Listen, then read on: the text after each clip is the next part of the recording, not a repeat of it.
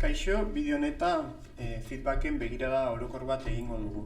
Horretarako, sartuko gea feedback aplikazioan, gure erabiltzaile izena eta pasahitza erabiliz.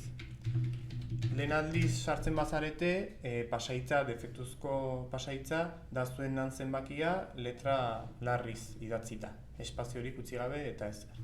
Beraz, pasahitz hori aldatu nahi badugu, gure izenaren gainean egingo dugu klik, eta hemen pasahitz zarra sartuko dugu, eta hementxe berria.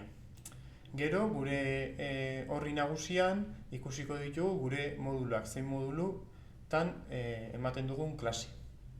Eta tutorial bagara, gure klasearen kodea azalduko zaigu hemen. Berdin, onera bagatoz, moduletan klik egiten badugu, ze modulu ematen ditugun azalduko zaigu. Eta ondoan, tutore garenok azalduko zaigu gure klasearen kodea. Eta besterik gabe, lehenengo eta saioa amaitu nahi balin badugu, saioa amaitu klik egingo dugu. Eta besterik gabe, lehen bideotxo honen azalpena, onaino.